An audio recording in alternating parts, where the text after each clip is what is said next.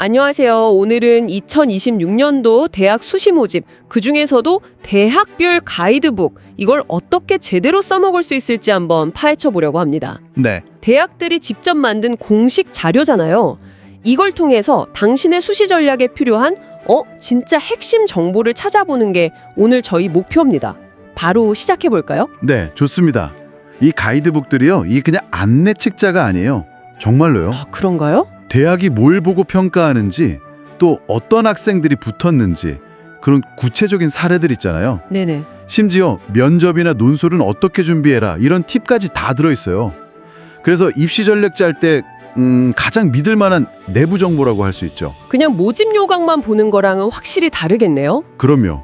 훨씬 깊이 있는 정보들이 많습니다. 자료들을 쭉 보니까 역시 제일 눈에 띄는 건 합격자 사례 이거 같아요. 맞아요. 특히 학세부 종합전형, 그러니까 우리가 보통 학종이라고 부르는 거요. 그 가이드북 보면 대학이 이런 학생부를 좋게 봤구나 하는 실제 사례를 보여준다니까요. 그렇죠. 이거 본인 학생부랑 이렇게 비교해 보면서 감을 잡는 데 진짜 실질적인 도움이 될 것 같아요. 바로 그 지점. 정성평가에 대한 이해가 여기서 정말 중요해집니다. 정성평가요? 네. 예를 들어서 경희대나 서울시립대 같은 경우를 보면 수강하는 학생 수가 적거나 아니면 과목 자체가 엄청 어려워요. 네. 거기서 점수가 조금 낮게 나왔다고 해도 학생이 이걸 도전했다, 노력했다는 그 자체를 굉장히 의미 있게 평가한다는 거죠. 단순히 그냥 숫자만 딱 보는 게 아니군요. 그렇죠.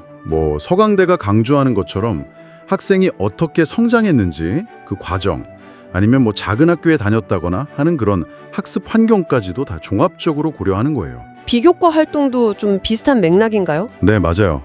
비교과도 양보다는 질이죠. 서울대 얘기처럼 리더십 활동 몇 번 했냐?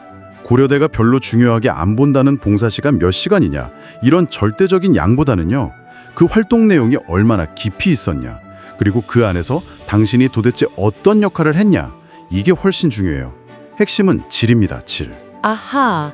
그럼 학종 가이드북이 학생의 어떤 스토리나 과정을 본다면 다른 가이드북들은 또 어떤 정보들을 줄까요? 논술이나 전공 선택 같은 거요? 물론이죠.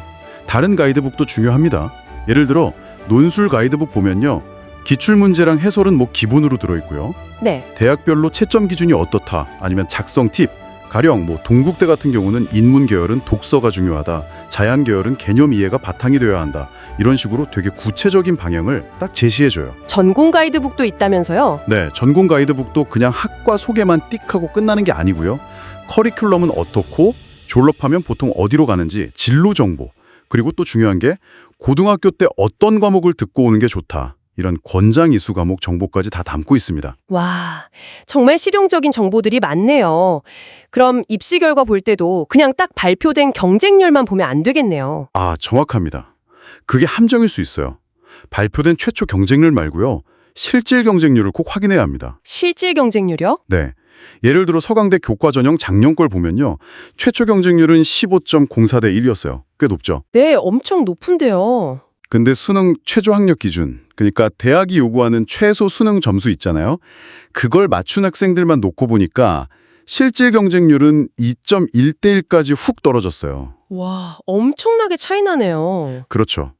이게 마치 인기 많은 가게 앞에 줄이 엄청 길어도 실제로는 회원 카드 있는 사람만 들어갈 수 있는 거랑 비슷하다고 할까요? 아하. 그러니까 겉으로 보이는 숫자에 너무 불안해할 필요는 없다는 거죠. 와, 진짜 성적 말고 다른 요소들이 생각보다 훨씬 중요하네요. 네, 그렇습니다. 경희대 교과전형 같은 경우 교과종합평가라는 것 때문에 성적 순으로 그냥 뽑았을 때랑 비교해서 최초 합격자의 21.3%가 바뀌었대요. 순위가 뒤집힌 거죠. 맞아요.